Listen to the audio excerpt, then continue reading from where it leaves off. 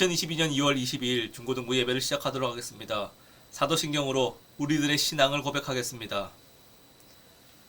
전능하사 천지를 만드신 하나님 아버지를 내가 믿사오며 그 외아들 우리 주 예수 그리스도를 믿사오니 이는 성령으로 잉태하사 동정녀 마리아에게 나시고 본디오 빌라도에게 고난을 받으사 십자가에 못 박혀 죽으시고 장사한 지 사흘 만에 죽은 자 가운데서 다시 살아나시며 하늘에 오르사 전능하신 하나님 우편에 앉아 계시다가 저희로서 산자와 죽은 자를 심판하러 오시리라. 성령을 믿사오며 거룩한 공회와 성도가 서로 교통하는 것과 죄를 사여 주시는 것과 몸이 다시 사는 것과 영원히 사는 것을 믿사옵나이다. 아멘. 우리 함께 찬양하시겠습니다.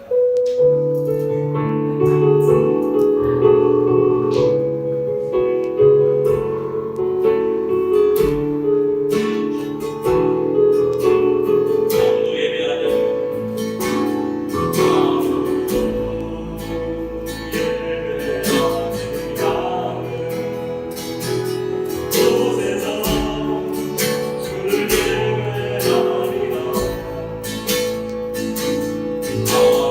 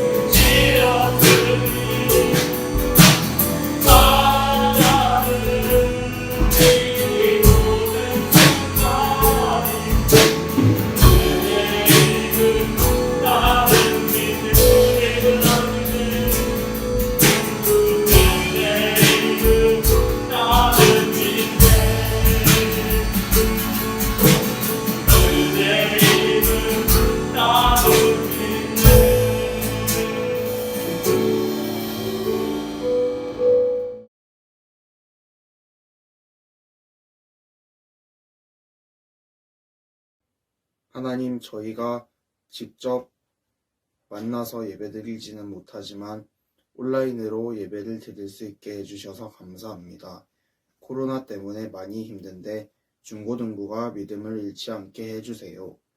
오늘 말씀 듣고 일주일 동안 잊지 않고 살아갈 수 있게 해주세요. 예수님 이름으로 기도드렸습니다. 아멘. 오늘 함께 보실 말씀은 마태복음 5장 21절에서 26절까지 말씀입니다. 마태복음 5장 21절에서 26절까지 말씀입니다. 목사님 읽어드리겠습니다. 5장 21절입니다. 옛 사람에게 말한 바 살인하지 말라. 누구든지 살인하면 심판을 받게 되리라 하였다는 것을 너희가 들었으나 나는 너희에게 이르노니 형제에게 노하는 자마다 심판을 받게 되고 형제를 대하여 나가라 하는 자는 공회에 잡혀가게 되고 미련한 놈이라 하는 자는 지옥불에 들어가게 되리라.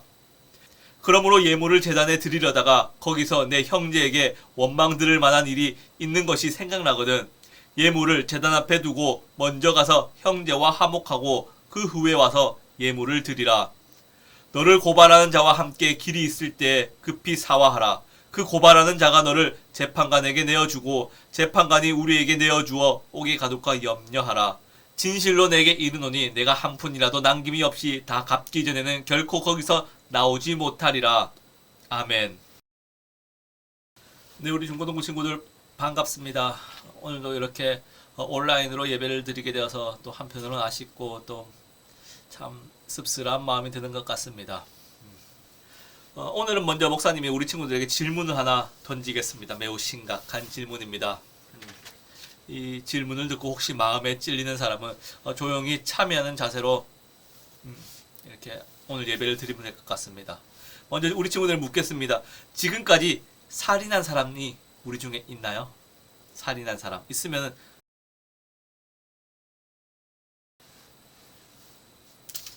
그런데 살인이란 다른 사람의 생명을 죽이는 일입니다. 그렇죠. 물론 자살도 살인과 같은 맥락입니다. 왜냐하면 생명은 내 것이 아니라 하나님의 것, 우리 주님의 소유이기 때문입니다. 하나님의 것을 내 것인 양 착각하고 마음대로 사용하거나 없애는 행위는 심판을 받는다고 성경은 말씀하고 있습니다. 성경은 우리를 매일 살인하는 사람들로 취급을 합니다. 사람들에게 화를 내는 행위도 살인이요, 욕을 하는 것도 살인이요, 미련한 놈이라고 말해도 살인입니다. 얼마나 심각한 죄악인지 화를 내면은 심판을 받게 될 것이고 욕을 하면 공회에 잡혀가고 미련한 놈 나가라고 하면은 지옥불에 들어간다고 성경은 이야기합니다. 아마도 화를 내는 것, 욕하는 것, 경멸하는 것은 예수님의 입장에서는 살인과 같은 것으로 보는 것 같습니다. 문제는 우리가 늘 하는 행동입니다. 우리가 이렇게 움직이는 이런 행동을 안 할 수는 없습니다. 그러나 최근 통계에 따르면 10대들이 사용하는 언어의 무려 90%가 욕이라고 합니다.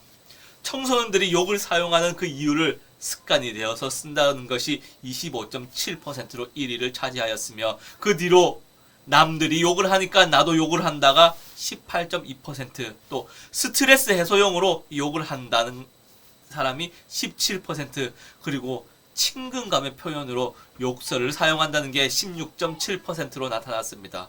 이 외에도 8.2%의 청소년들은 다른 친구가 나를 만만하게 볼까봐 방어용으로 욕설을 사용하고 있으며 욕이 편해서 사용한다는 학생도 5.4%, 그리고 4.6%의 학생들은 누군가를 무시하거나 비하하기 위해서 욕을 사용한다고 응답을 했습니다. 이렇게 매일 엄마한테 짜증내고 툴툴거리는데 친구들을 왕따시키고 인간 이하로 취급하기가 일수인데 우리는 어떻게 하면 좋을까요? 우리 친구들은 어떻게 하면 좋을까요? 그들과 똑같이 우리도 그렇게 살아가야 할까요? 성경은 이에 대해서 우리가 어떻게 하여야 할지를 알려주고 있습니다. 사람과 화해하라고 이야기하고 있습니다. 물론 목사님도 알아요. 가까운 친구들하고 이렇게 친하게 지내고 이렇게 허물없이 지내다 보면 욕을 하거나 물론 화를 낼 수도 있어요. 또 화를 냈기 때문에 또 싸울 수도 있는 겁니다. 그렇죠. 그럴 수도 있어요. 하지만 진짜 중요한 것은 이러한 다툼을 푸는 방식입니다. 성경은 네가 먼저 사과하라라고 말씀하고 있습니다. 먼저 사과를 하러 간다는 것은 이 자신의 잘못을 인정한다는 의미입니다. 이는 내가 행했던 욕이나 분냄이 이 살인 행위와 같다는 것을 인정하는 것입니다. 왜 예수님은 죄 지은 인간이 평소에 하는 분노 그리고 욕설에 대해서 이렇게 민감하실까요? 그것은 사람들이 모두가 하나님의 형상으로 만들어졌기 때문에 그렇습니다. 하나님이 정성 들여 하나님의 모습대로 만든 작품을 욕하거나 업신여기면 하나님을 욕하고 이렇게 업신여기는 거랑 같은 이치입니다. 만약에 우리 친구들이 미술 시간에 아주 정성껏 이렇게 그림을 그렸다고 해봅시다. 그런데 그 그림을 지나가는 친구가 보고는 아이 그것도 그림이냐? 내가 발로 그려도 그 정도는 그리겠다. 그림이 아니구만. 뭐 이렇게 이야기를 하면 우리 친구들 기분은 어떨까요? 분명 그 친구는 그 그림에 대해서 평가를 했지만 그 평가는 바로 자신에게 하는 그 욕설로 받아들여질 것입니다. 그러면 주먹이 날아갈 수 있겠죠. 그림을 모독한 것이지만 결국은 이렇게 그림을 그린 자신을 모독한 것이지 않습니까? 자존심이 바닥에 떨어지는 그런 경험이 될 수도 있을 겁니다. 이것 때문에 그 친구와 다툼이 일어나고 여러 가지 문제가 분명히 발생할 수 있다는 사실을 우리는 잊지 말아야 할 것입니다. 그래서 예수님은 그의 제자들과 백성들에게 선포를 하십니다. 나를 따르는 사람은 화를 내지 마라. 나를 닮고자 하는 사람은 욕하지 마라. 내 제자로 살아가기를 원한다면 다른 사람을 업신여기지 마라. 혹시라도 이러한 행위를 자기도 모르게 했다면 먼저 가서 먼저 화해해라. 먼저 손을 내밀어라. 이렇게 말씀하고 있는 것입니다. 그리고 두 번째로 성경은 하나님과 화해하라고 이야기하고 있습니다. 마음으로, 입으로, 행동으로 살인 행위를 한 친구에게 먼저 찾아가서 화해를 했다면 다음으로 할 일은 하나님께 용서를 구하는 일입니다. 성경은 하나님께 잘 보이려고 먼저 찾아가 예물을 드리는 행위에 대해 잘못을 지적합니다. 이 순서가 잘못되었다는 말입니다. 물론 그럼에도 우리가 놓치지 말아야 할 것이 있습니다. 예물을 제단에 드리는 행위를 지속적으로 해야 한다는 것입니다. 이 말은 헌금을 하나님께 드린다는 의미보다는 하나님 앞에 나아가 예배를 드린다는 것으로 이해하는 것이 더 정확합니다. 성경은 이 행위 자체가 잘못되었다고 이야기하진 않습니다. 형제에게 살인 행위를 해놓고 거룩한 척 예배를 드리는 그것이 잘못이라는 것입니다. 우리 친구들, 예배는 하나님 앞으로 나아가는 것입니다. 제사를 올바르게 드리기 위해서는 제물이 깨끗하고 거룩해야 합니다. 제사 때 갓 태어난 어린 소나 어린 양을 선택하는 것도 거룩한 제물과 연관이 있습니다. 하나님께 합당한 예배를 드리기 위해서는 우리 자신이 거룩한 제물이 되어야 합니다. 특별히 관계에서 이렇게 거룩이 있어야 합니다. 우리 예수님은 이 땅에 화해자로 오셨습니다. 죄 때문에 하나님 앞에 나아갈 수 없었던 우리를 위해 친히 거룩한 제물이 되셨습니다. 예수님은 하나님과 죄인 사이에 화해자로서 막힌 담을 허셨습니다. 예수님을 통해 하나님 앞에 나아갈 수 있는 특권이 생겼다면 우리도 사람들 사이에서 이렇게 화해자로 나서야 할 것입니다. 예배란 하나님을 만나는 거룩한 행위입니다. 하나님과 화해가 되었다는 것을 전제하는 축제가 바로 예배입니다. 그렇다면 우리는 예배를 통해서 하나님과 화해하는 역사가 일어나야 할 것입니다. 우리 예수님은 하나님과 우리 사이에 화해자로 나서신 분이라 얘기했습니다.